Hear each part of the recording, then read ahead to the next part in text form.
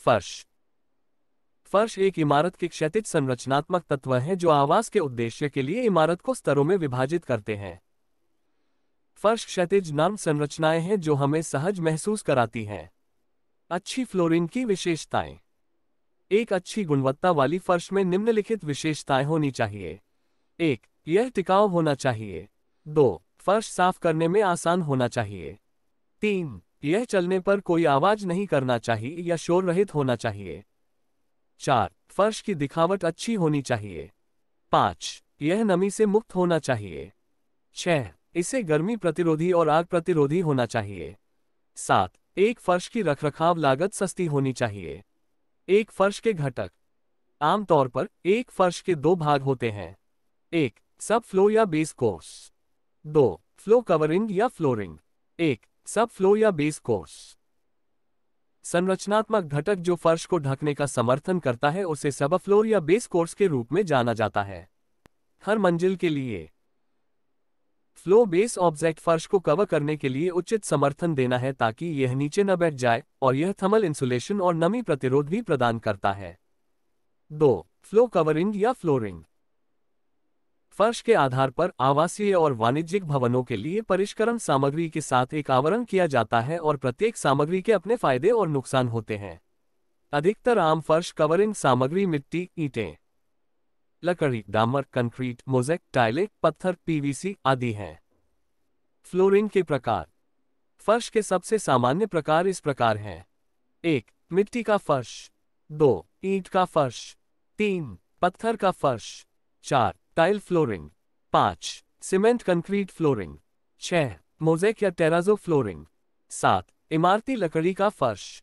1. मिट्टी का फर्श। इस प्रकार की फर्श ज्यादातर गांवों में और गरीब लोगों के लिए कम लागत वाले आवासों में पाई जाती है। मिट्टी का फर्श कठोर, सस्ता और जलरोधी होता है और यह गर्मियों में ठंडा और सर्दियों में कठोर होता है। निर्माण की विधि। 1. पहले मिट्टी को प्लिंथ स्तर तक रेत से भर दिया जाता है और पानी डालकर कुएं को मजबूत करने के लिए घिसा जाता है। 2. कुचले हुए रूप में उपयुक्त मिट्टी को थोड़े से पानी के साथ मिलाया जाता है। 3. तैयार मिट्टी को बिना पानी के रेंग कर 25-50 मिलीमीटर की मोटाई के मिश्रण के आधार पर फैलाया जाता है। 4. तैयार सतह को तब किसी भी गोबर और पानी के मिश्रण से धोया जाता है। 2. ईंट का फर्श। यह फर्श बगीचे के रास्तों और गराज के लिए उपयुक्त है। यह बहुत किफायती, टिकाऊ और निर्माण में आसान है और फिसलन नहीं है। ईंटों को तिरछे या जिगजैग बॉन्ड में व्यवस्थित किया जाता है। निर्माण की विधि। 1. प्लिंथ लेवल तक बालू या मिट्टी को परतों में भरकर पानी से अच्छी तरह से जमा दिया जाता है। 2. और इसके बाद 1:4:8 या 1:5:1:0 के अनुपात में सीमेंट कंक्रीट का एक बेस मोटा बिछाया जाता है और इस आधार में धोने के लिए उपयोग किए जाने वाले पानी के उचित निपटान के लिए मोटे ढलान की आवश्यकता होती है। 3. पूरे फ्लो को 7 दिन तक तराई करना चाहिए। 3. पत्थर का फर्श। यह पत्थर का फर्श कठोर, टिकाऊ, किफायती, निर्माण में आसान और आसानी से मरम्मत करने वाला है। पत्थर के फर्श दो प्रकार के होते हैं। 1. Polished stone flooring. 2. Unpolished stone flooring. 1. Polished stone flooring. यह एक बहुत अच्छी गुणवत्ता का फर्श है और 20 मिलीमीटर की मोटाई के सभी प्रकार के फर्शों में उपयोग किया जाता है। इसकी कीमत अधिक है और साफ करने में आसान, दिखने में सुंदर है। इस प्रकार के फर्श में संगमरमर और ग्रेनाइट का उपयोग किया जाता है। संगमरमर का फर्श बहुत आम है और यह महंगा है और बाजार में विभिन्न कट आकारों के साथ उपलब्ध है। निर्माण की विधि। 1. उप आधार परत का सीमेंट कंक्रीट बिछाया जाता है और फिर 20 मिलीमीटर की मोटाई की सीमेंट मोटा की परत बिछाई जाती है। 2. फिर इस परत पर एक विशिष्ट आकार का एक स्लैब रखा जाता है और लकड़ी के हथौड़े से धीरे से टैप किया जाता है। 3. इसके बाद इस मोटा की परत पर स्लैब रखा जाता है ताकि यह थोड़ा सख्त हो जाए और इसके ऊपर 4 किलो प्रति वर्ग मीटर के हिसाब से सीमेंट का घोल फैला दिया जाए। 4. उसके बाद अंतिम स्लैब को उसी स्थिति में रखा गया और एक समतल सतह के लिए हल्के से टैप किया गया। 5. सभी पट्टियां एक समान बिछाकर 7 दिन तक तराई करना चाहिए। 2. बिना पॉलिश किया हुआ पत्थर का फर्श। 20 से 40 मिलीमीटर मोटाई के पत्थर के स्लैब का उपयोग किया जाता है। बाजार में 30 से नी से 60, 150 से नी के कट साइज उपलब्ध हैं। 4. टाइलयुक्त फ्लोरिंग। यह भवन निर्माण में आमतौर पर उपयोग किए जाने वाले फर्शों में से एक है। उपयोग की जाने वाली टाइल के प्रकार के आधार पर इसे निम्नानुसार वर्गीकृत किया जा सकता है। 1. चमकता हुआ टाइल फर्श। 2. टेराजो टाइल फ्लोरिंग। 3. पीवीसी टाइल फर्श। इस प्रकार के फर्श को साफ करना आसान है, दिखने में सुंदर, टिकाऊ, मरम्मत योग्य, लेकिन लागत अधिक है। एक दोष यह है कि यह गीला होने पर फिसलन भरा होता है और टाइल वाले फर्श का उपयोग करने की योग्यता यह है कि इसे ऊपरी मंजिल पर ले जाया जा सकता है। Glazed tile flooring. आज बाजार में विभिन्न प्रकार के ग्लेज्ड प्रकार के फर्श उपलब्ध हैं और विभिन्न रंगों और डिजाइनों में उपलब्ध हैं ताकि आंतरिक सजावट सूट हो जाए। निर्माण की विधि। 1. सीमेंट कंक्रीट को उपाधार के रूप में रखा जाता है और सख्त होने दिया जाता है। भविष्य की परतों की कुंजी प्रदान करने के लिए सतह को खंगालना चाहिए।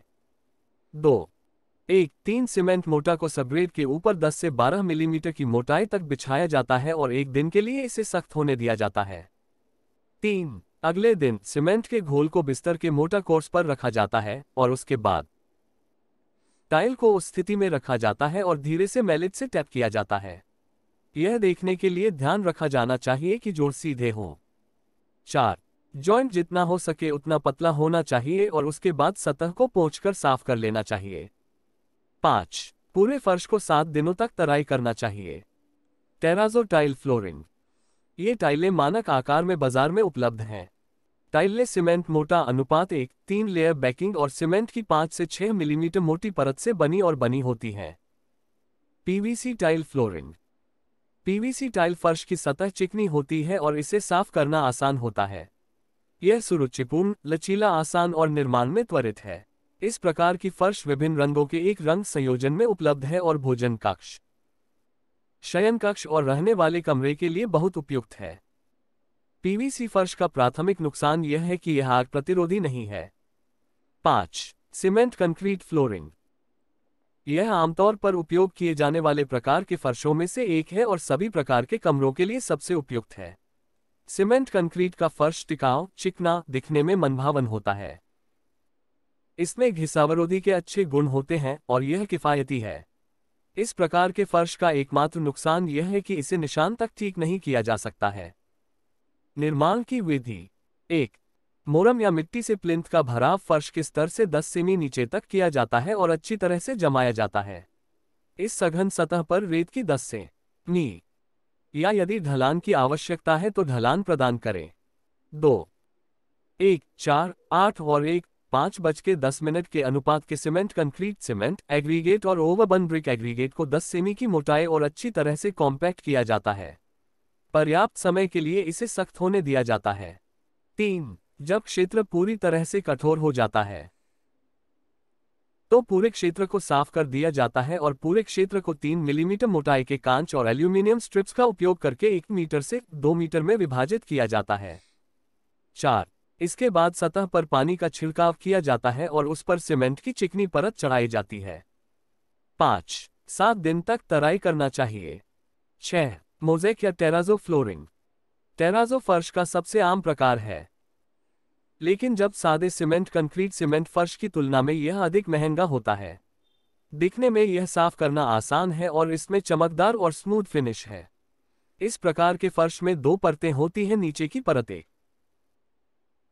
1:4 के अनुपात में सीमेंट कंक्रीट होती है जिसे 20-25 मिलीमीटर की मोटाई के साथ बिछाया जाता है और दूसरी परत मार्बल चिप्स और सीमेंट और 1:5 सीमेंट के अनुपात का मिश्रण होता है। चिप्स को 6 मिलीमीटर की मोटाई तक बिछाया जाता है। निर्माण की विधि। 1. सब बेस की तैयारी और बेस कंक्रीट डालने का काम उसी तरह किया जाएगा जैसे हमने सीमेंट कंक्रीट के फर्श का निर्माण किया है। 2. सीमेंट कंक्रीट फर्श के समान पूरे क्षेत्र को एल्यूमीनियम या ग्लास स्ट्रिप्स वाले पैनलों में बांटा गया है। इन पैनलों को प्रदान किया जाता है ताकि भविष्य में संकोचन के कारण विकसित होने वाली कोई दरार न हो। 3. सीमेंट कंक्रीट बेस की सतह सभी गंदगी, मोटा, धूल, प्लास्टिक आदि से साफ होनी चाहिए, फिर हम साफ सीमेंट घोल की धुलाई करते हैं। 4. 1:2:4 के अनुपात में सीमेंट कंक्रीट की निचली परत को 20 से 25 मिलीमीटर की मोटाई तक जमाकर समतल किया जाता है। जब यह सतह कठोर हो जाती है तो सीमेंट और मार्बल चिप्स की घिसी हुई परत मिला दी जाती है। 5. बोरियों से सतह को ढक देना चाहिए और 2 दिनों के लिए बिना छेड़े छोड़ देना चाहिए। घोल की एक परत लगाकर 6 दिनों के लिए छोड़ दिया जाता है और फिर तराई किया जाता है। 6 दिनों के बाद हम मोटे से महीन के साथ विभिन्न ग्रेड के कार्बोरंडम स्टोन के साथ एक सतह को ग्राउंड करते हैं और रगड़ने के बाद एक स्पष्ट और समान दानेदार उपस्थिति प्राप्त करने के लिए किया जाना चाहिए। हम इन सभी दिनों में सतह को गीला रखेंगे। 7. उसके बाद सतह को ऑक्सालिक एसिड पाउडर से रगड़ा जाता है ताकि एक चमकदार फिनिश प्राप्त हो सके। 7. इमारती लकड़ी का फर्श। इमारती लकड़ी के फर्श का प्रयोग आमतौर पर हॉल, ऑडिटोरियम, डांस हॉल आदि में किया जाता है, लेकिन आजकल आवासीय भवनों में लकड़ी के फर्श का उपयोग लोकप्रिय हो रहा है। पहाड़ी क्षेत्रों में लकड़ी का फर्श कम कीमत और आसानी से उपलब्ध होने के कारण लोकप्रिय हो रहा है। लकड़ी के फर्श का मुख्य दोष नमी है। इमारती लकड़ी के फर्श में सीलन से बचने के लिए डैम्प प्रूफ कोर्स प्रदान किया जाना चाहिए।